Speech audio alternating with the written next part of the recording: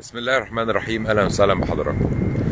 امام عاشور ومصطفى احمد شوبير، كلمتين حق وكلمتين محتاج ان هم يوصلوا للكل، لجمهور الاهلي ولجمهور الزمالك ومن شوارع الرياض في لحظات من الحزن ليا كزملكاوي.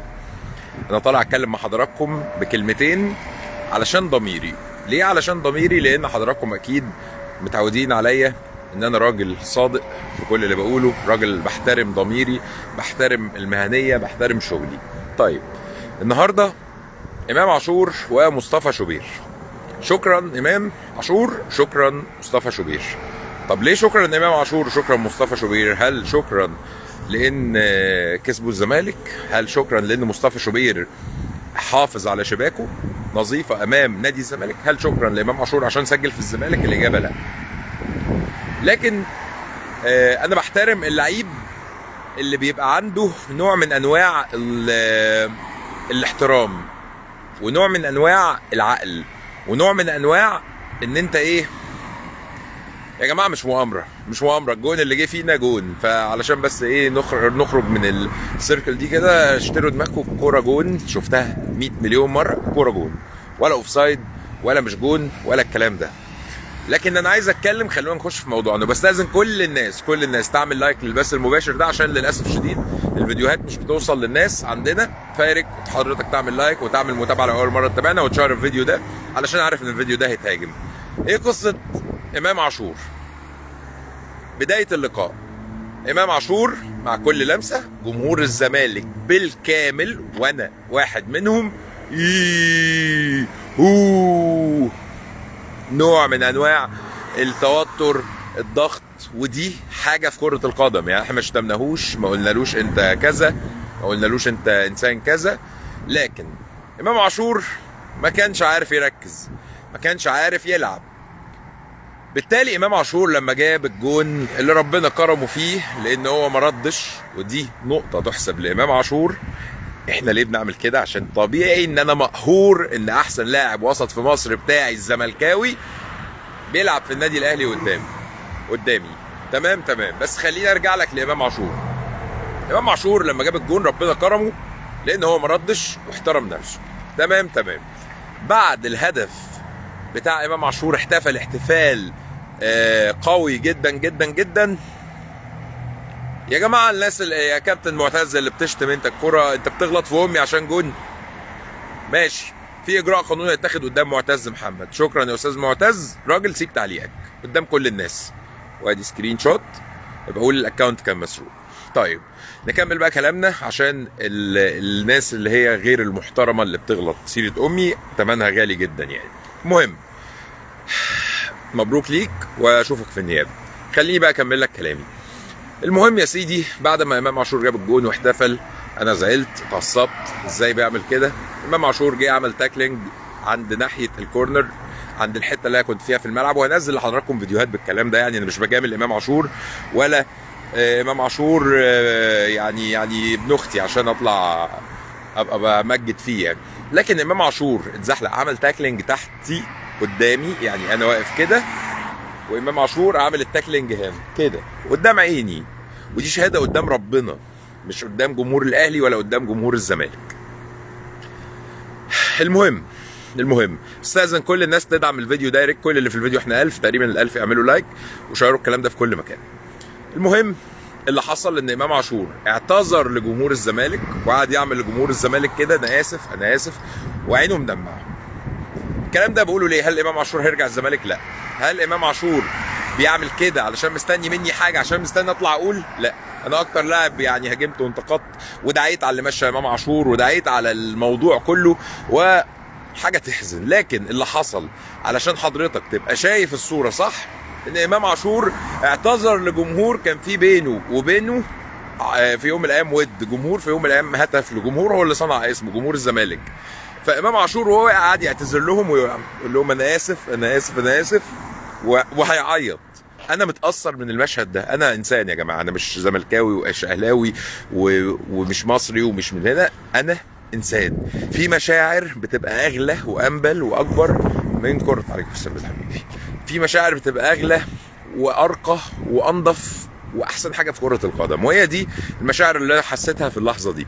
فلما عمل اللقطه دي انا امام عاشور خلاص انتهت مشكلتي معاه، ربنا يوفقه في فريقه، اكل عيشه، الله يسامح اللي مشاه، ما تلومش غير نفسك. نقطه امام عاشور. نخش على مصطفى شوبير. مصطفى احمد شوبير، انا بستاذن كل الناس تعمل لايك للكلام ده يا جماعه. هوريكم الكلام ده والله، هوريكم الفيديوهات وهتشوف كل حاجه. اعمل متابعه يا باشا، ولو ما لقيتش الفيديوهات دي بقول لي انت راجل ما بتفهمش. مصطفى احمد شوبير فرد من جمهور الزمالك حدفه بعصايه بتاعه العلم، فرد تاني حدفه بباور بانك او حاجه كده من جت في محمد عبد المنعم، فمحمد عبد المنعم خدها ومتعصب وراجع، راح مصطفى شوبير بكل طاقته وقف محمد عبد المنعم لفه وقال له روح خش على الملعب. كان ممكن الموقف يخلص لهنا، ومصطفى شوبير بيتحدف ايه؟ حاجات بسيطه، انتوا عارفين تصرفات فرديه يعني، مش 100 واحد على مش 100 واحد يعني حدفوا، يعني هو واحد ولا اتنين غلطوا، تصرفات فرديه من عصبيه بتاع. لما مصطفى شوبير حصل المشهد ده قدام عيني، ودي شهاده قدام ربنا زي شهاده امام عاشور قدام ربنا، عشان بس الناس، انا مش بجامل الاهلي ولا بعمل اي حاجه، بدافع عن الزمالك اكتر من اي حد، بس بقول لك كلمه حق. مصطفى شوبير راح لافف للجمهور قال لهم لا لا لا بلاش بلاش بلاش بلاش عشان خاطري. فلقى الجمهور غضبان، الناس غضبانين، فمصطفى شوبير قعد يقول لهم انا اسف انا اسف اهدوا انا اسف حقكم على راسنا. مصطفى شوبير عمل كده لمين؟ لجمهور الزمالك. جمهور الزمالك مين؟ اللي ما بيحبش والده. جمهور الزمالك مين؟ اللي بيغلط او مش بيغلط، اللي بيهاجم مش بيهاجم برضه. جمهور الزمالك مؤدب، حتى في الضغط بتاعه مؤدب، اللي بيضغط على امام عاشور وبيضغط على مصطفى شوبير، وكان الكل بيراهن ان مصطفى شوبير، فربنا كرم مصطفى شوبير وربنا كرم امام عاشور وفاز الاهلي باللقاء في مشهد متكرر في المشاهد الكبرى دايما، او في اللقطات الكبيره نفس المشهد بيتكرر. هل انا بقول الكلام ده تطبيل للاهلي؟ لا. هل انا بقول الكلام ده مستني حاجه من جمهور الاهلي؟ لا. هو الناس، انا عندي جمهور من الاهلي بيتابعني، بتشرف بيكم. ال 2000 اللي في الفيديو من فضلك اعمل 2000 لايك حالا وشير الفيديو ده 2000 شير، عشان الكلام ده لازم يوصل للكل. الرياضه مكسب وخساره. انا مقهور ان انا خسران، زعلان ان انا خسران. انا بصوا، انا ما رضيتش اطلع، يعني ما رضيتش اطلع، انا قاعد في الشارع الساعه دلوقتي هنا بتوقيت الرياض تقريبا 1 بالليل او 12، استنى اقول لك الساعه دلوقتي بالظبط 1:15 في هنا، ومش عايز اطلع، مش عايز اطلع يا جماعه، متضايق عشان الزمالك خسر. بس برضو عندي حاجه النهارده حصلت واحنا خارجين من الاستاد، انا كم اعتذارات جات لي، كم ناس قالت لي ما تزعلش، كم ناس قالوا لي ما تتضايقش. ده مشهد كان محترم جدا. كل الناس اللي قالوا لي النهارده كم اعتذارات جات لي بشكل مش طبيعي من كل الناس اللي كانت متواجده في الملعب، لازم اشكرهم ولازم اقول لهم ميرسي، ولازم اقول لهم انتوا على دماغي من فوق من جمهور الاهلي، لان الناس حاسين بزعلي انا وانا ماشي، كله عمال يقول لي معلش يا مادو، هارد لك يا مادو، وناس تحضني وتطبطب عليا. وانا لو كنت كسبت كنت هعمل كده. وقبل اللايف كان جمهور الاهلي والزمالك مع بعض. طب ليه نعمل فتنه؟ ليه نتخانق وليه نغلط وليه نولع الدنيا؟ ما نتعلم يا جماعه الاحترام، ونتعلم ان الكوره مكسب وخساره. مشهد مستشار تركي الشيخ النهارده اللي انا شفته، راجل اهلاوي بيشجع الاهلي وكل حاجه عايز الاهلي. انا ذنبي ايه يعني انا ذنبي ايه؟ انا زعلان. بص الناس كلها بتكتب هارد لك هارد لك هارد لك هارد لك. انا ما شفتش مشهد شيكابالا، لو شفته هحكم عليه 100%، هحكم عليه، لكن وده مش مزايد على حد ولا كده، لكن انا عارف ان شيكابالا لعيب عظيم، شيكابالا اسطوره من اساطير الكره المصريه.